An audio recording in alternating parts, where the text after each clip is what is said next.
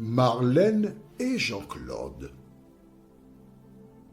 te présentent pour 2026 la série qui s'intitule « Voici, il vient ». Merci pour ta fidélité et que l'Éternel continue de t'éclairer tandis que tu découvres la vérité. Merci d'être là, à l'écoute de la parole de Dieu. Le thème du jour, c'est « Ce qui restera ». La référence est 2 Rois chapitre 4 au verset 7. « Ce qui restera ». 2 Rois 4, verset 7. Avant d'aborder ce thème, recherchons la présence du Saint-Esprit. Prions. Notre Seigneur et notre Dieu, merci. Merci pour le bonheur de te connaître. Merci pour la parole qui nous instruit et nous conduit dans toute la vérité. Seigneur, tandis que nous tournons nos regards vers toi, nous te remercions d'aplanir nos cœurs et que le Saint-Esprit nous maintienne dans la foi, nous t'en prions. Au nom de Jésus, pour ta gloire éternelle. Amen. Alors, nous allons faire un petit résumé. Un homme, serviteur de l'Éternel. Il décède et laisse une veuve et 2 fils. Il avait des dettes. Et le créancier est venu informer son épouse qu'il prendra ses 2 fils en gage. Cette femme se trouve en difficulté. Elle n'a pas de solution. Que faire? Il existe des gens qui, face à des problèmes, perdent pied et se tournent vers l'alcool, un palliatif quelconque, le suicide, etc. Mais cette femme, épouse d'un prophète, sait qu'il y a de la puissance en l'Éternel des armées.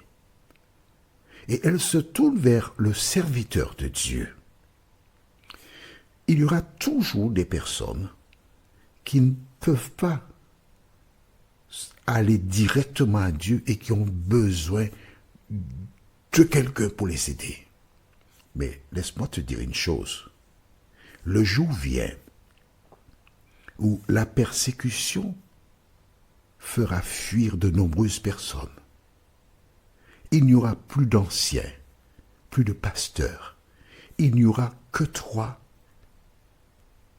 les persécuteurs et l'Éternel. Que feras-tu? Dès à présent, tu dois apprendre à te tourner vers l'Éternel. Tu dois apprendre à placer ton espoir en lui et développer une communication avec lui.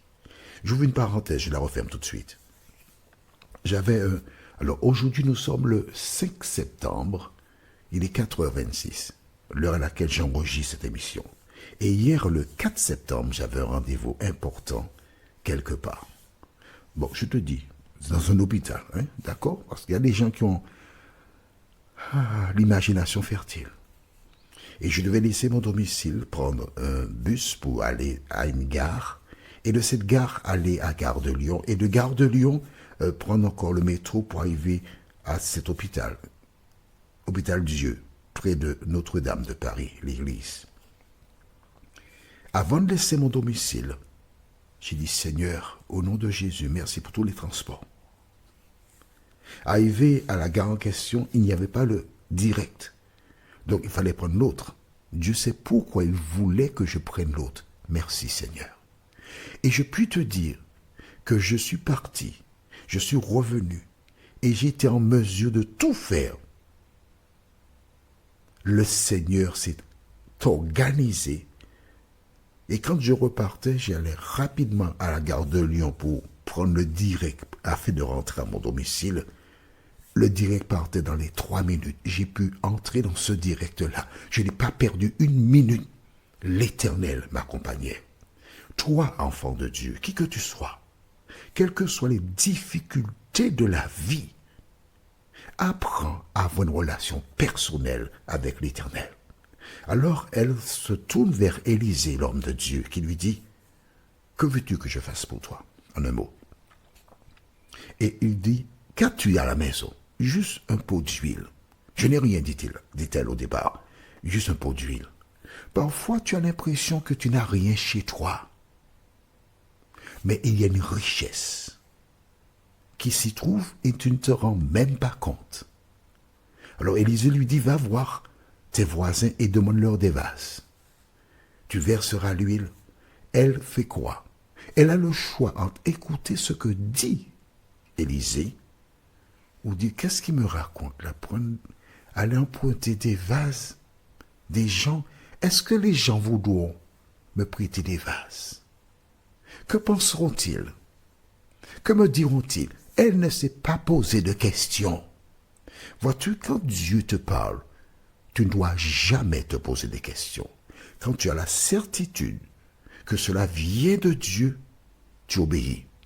Et tu as bien vu qu'il manque ce verset. Quand je dis qu'il manque ce verset, je veux dire par cela qu'on n'a pas donné l'information là-dessus. À aucun moment tu trouves dans le verset, elle est sortie, elle a été voir ses voisins qui lui donnaient les vases. On est parti de ce que Élisée lui a dit et on débarque directement sur le fait qu'elle a commencé à remplir les vases. Que représente l'huile?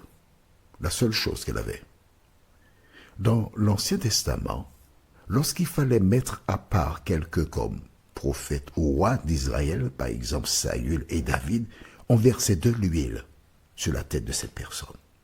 Dans le Nouveau Testament, Jésus raconte l'histoire des 10 vierges, 5 folles, 5 sages.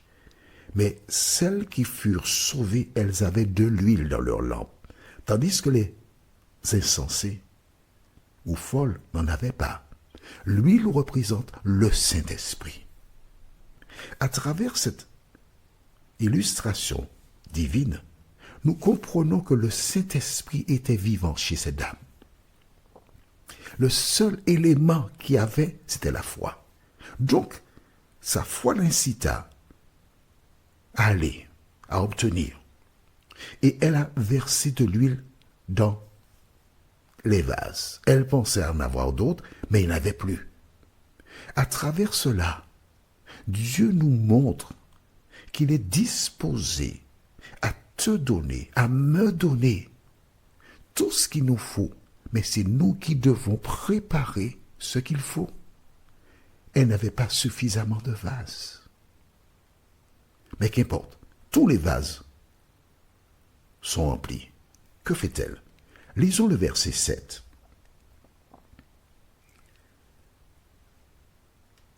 Elle alla le rapporter à l'homme de Dieu, et il dit, va vendre l'huile et paie ta dette, et tu vivras, toi et tes fils, de ce qui restera. Le prophète annonce qu'il restera. Tu vas vendre, tu as assez pour payer ta dette, et tu vivras avec le reste, avec ce qui reste là, tu vas vivre avec tes fils. Puisque la Bible ne donne pas les détails, alors je te les donne maintenant. J'appellerai cette femme Ghislaine. Ghislaine, elle va chez une première voisine et explique, voilà, j'ai un souci. Elle est obligée d'expliquer. Puisque Ghislaine, c'est sa première voisine. Elle explique son problème. Mon époux est décédé, il y a des dettes, et le créancier veut prendre mes 2 fils. J'ai contacté l'homme de Dieu qui m'a dit d'aller voir mes voisins, mes voisines, afin d'emprunter des vases. Voilà pourquoi je suis venu te voir. Et voici un premier voisin, un deuxième, un troisième, un quatrième, un cinquième. Bon, on va s'arrêter à 10, d'accord? Parce que le temps est court. Non, on va monter à 15. Et quand elle a fini, mais elle a expliqué au voisin pourquoi elle fait cela, qu'elle n'a pas d'argent. Une fois, alors bien sûr, je te donne une précision, certainement, elle a marqué sur chaque vase le nom du propriétaire. Est-ce que tu me suis? Il faut me suivre, c'est facile à comprendre ce que je te dis là. Par exemple, Roberto, Mélissa, Monique, Sandra, Julien, etc. Et quand les vases furent remplis, elle s'est rendue, alors nous n'avons pas non plus la quantité d'huile qu'il y avait dans chaque vase, mais elle s'est rendue vers les propriétaires des vases pour leur dire, voilà, le vase est rempli, j'ai de l'huile à vendre. Comme c'est ton vase, je te donne une partie de l'huile. Est-ce que tu pourrais en parler autour de toi afin que d'autres personnes viennent et que tu leur vendes de l'huile pour que j'ai l'argent pour payer la dette? Est-ce que tu as compris ce que je te dis là? Bien. Alors, elle a été voir Roberto, elle a été voir Mélissa, elle a été voir Sandra, elle a été voir Julien, et toutes ces personnes sont devenues les distributeurs pour écrouler la marchandise. Parce que tu ne peux pas prendre le vase de Roberto, partir aller vendre, mais non. La première personne à qui tu donnes le vase, c'est le propriétaire, qui a déjà son vase et qui peut vendre l'huile et te donner l'argent, et c'est ce qu'elle a fait. Que peux-tu comprendre à travers ma métaphore? Il est tout à fait légitime que ces personnes qui ont entendu et qui ont accepté de lui passer le vase, lorsqu'ils virent la qualité de l'huile, parce que c'est de la qualité, d'accord, qu'elle a obtenue, et elle sait, cette personne, comment cela s'est déroulé, elle a obtenu la foi en l'Éternel. Et cette personne, à son tour, a la possibilité de transmettre cette foi à d'autres membres de sa famille. Et c'est ainsi que cette femme a été en mesure d'évangéliser tous ses voisins qui reconnurent que l'Éternel répond aux besoins de ses enfants. Notre prochain thème, c'est chaque foi. Et nous lirons dans le livre de 2 Rois, chapitre 4, au verset 8. Prions. Notre Seigneur et notre Dieu, merci pour la foi de cette femme qui, en entendant la parole de l'homme de Dieu, n'a pas cherché à comprendre, mais sans hésiter à obéir. Maintenant, Seigneur, tandis que nous lisons la parole, tu nous parles. Saint-Esprit, merci de nous aider à la comprendre. Et en retour, à faire comme cette femme, croire que la solution se trouve auprès de Jésus de Nazareth. Et dans un deuxième temps, obéir sans chercher à comprendre. Merci de nous entendre, Seigneur. Merci de continuer de nous éclairer, de nous fortifier, nous t'en prions. Au nom de Jésus et pour ta gloire éternelle. Amen. Que l'Éternel continue de te bénir et te garder et, tu sais, il me tarde déjà de te retrouver. Nous sommes parvenus au terme de notre réflexion. Si d'aventure tu as une question, il te suffit d'envoyer un message par le biais de WhatsApp au numéro suivant, plus 596 696 88 93 93.